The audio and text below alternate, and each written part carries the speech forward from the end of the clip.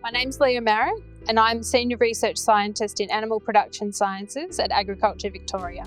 The research we do here aims to identify profitable ways dairy farmers and the industry can reduce the negative impacts of hot weather with a focus on animal nutrition and welfare. We call it the Feeding Cool Cows project. The changing climate is a growing challenge for the dairy industry, and with projections of hotter and drier conditions in the future, this research seeks to support dairy farmers with the right information to ensure ongoing animal welfare, productivity and profitability. The focus of the research is the development of cost-effective, nutritional-based summer feeding strategies that will contribute to a reduction in the negative impact of hot weather on dairy farm productivity. There are two specific aims of the research. One is to reduce the negative economic impact from extreme heat events on milk production. The other focus of the research is to ensure that herds can better manage the increasing occurrence of hot weather events by better understanding the interaction between genetics and the environment. Heat stress doesn't just affect cows. Plant growth and nutrient profiles are also impacted by hot weather, so we're looking at the plant level responses to hot weather in terms of nutrient composition. These are all complex but important areas of research. The focus is on whole of summer strategies rather than tactical short-term decisions for single heat events. The development of summer feeding strategies that are applicable across Australia's dairy farming regions and their interaction with genomic selection tools is an important step towards developing more resilient dairy farming systems. We know that shade, cool water and genomics can reduce the negative effects of hot weather on dairy cow production. The Feeding Cool Cows project aims to develop strategies to offset reduction in feed intake by identifying ingredients that help cows maintain intake and milk production. In order to do this, we need to offer feeds that keep the cow's body temperature in check.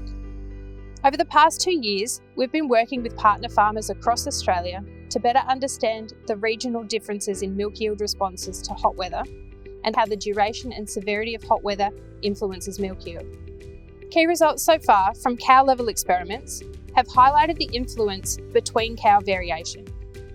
And while there's definitely gains we can make by manipulating the summer diet of dairy cows, the genetics of the animal may have more influence than previously thought.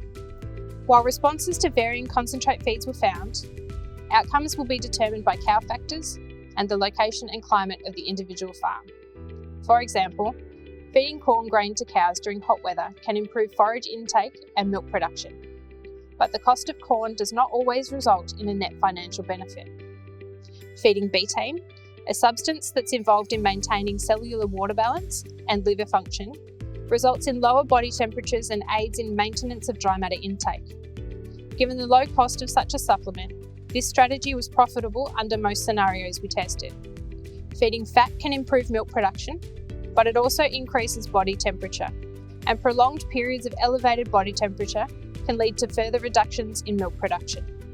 Rumen stable fats are another option.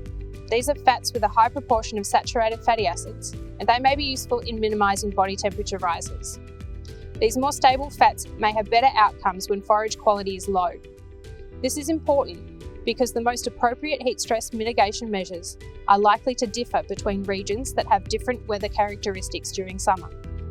Key results so far from plant experiments tell us that forages with low NDF concentration or low fibre, high quality forages such as chicory are useful to improve milk production, dry matter intake, and minimise the increase in body temperature of cows during heat events.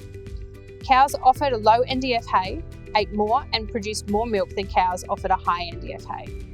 Our key messages to take away at this stage of the research: that an adequate intake of high quality protein source, for example canola meal or lupins, can result in increased milk yield before and after a heat event, with no negative impact during the heat exposure period. And that a diet with lower total NDF concentration results in lower body temperature. The endpoint is to minimise the impact of heat stress with a whole-of-farm system with inputs that are well supported by science. There are a number of outcomes that dairy farmers can now start to think about for their farm systems to manage herds and mitigate the negative impacts of hot weather. Cooling infrastructure, such as providing shade, is of course one of the most important factors in reducing the heat load on cows. Providing a high-quality forage source during summer with adequate protein intake to maximise production will also help keep body temperature as low as possible. Betaine has been found to be useful to mitigate the negative impact of hot weather, and can be profitable under many scenarios.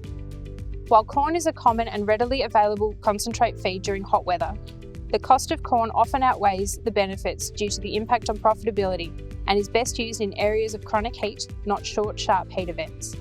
If you are interested in finding out more about the Feeding Cool Cows project or other DairyFeedbase research projects and how you can implement these within your business, I encourage you to visit the dairyfeedbase.com.au website or get in touch with your regional development team at DA.